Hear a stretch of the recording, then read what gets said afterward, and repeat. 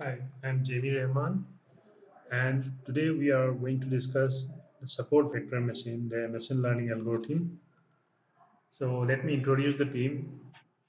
So I am Jamie Rahman, the founder of Sniffer Search, and I've worked 13 years as a developer and architect, and out of which I worked 4 years as a data scientist, developing predictive solutions and building startup using machine learning and deep learning.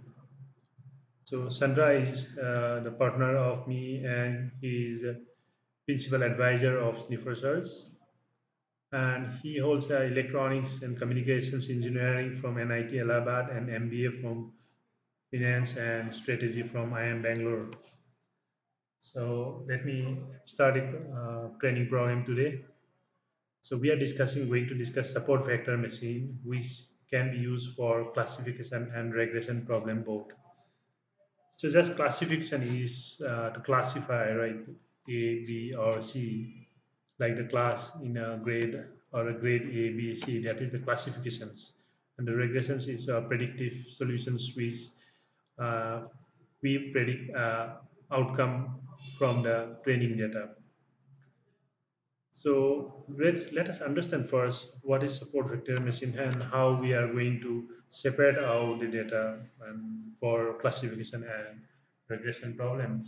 So if you see here, there is a hyperplane. This plan is called hyperplane, and it can exist in 3 dimension or any other dimension.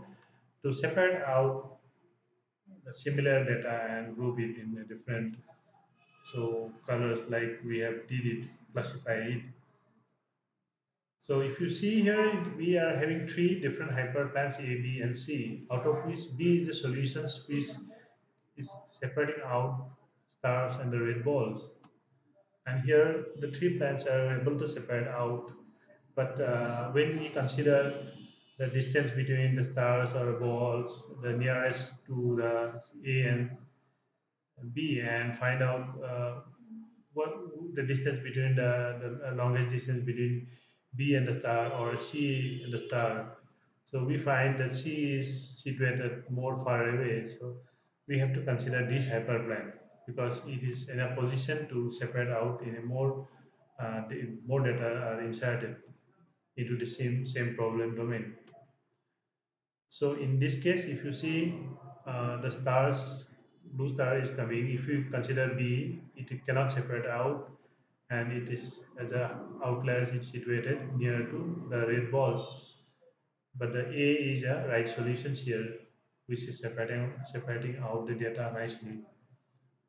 There can be outliers also, and SVM has a features to ignore outliers, so it will remove the outliers before you use the machine learning algorithms.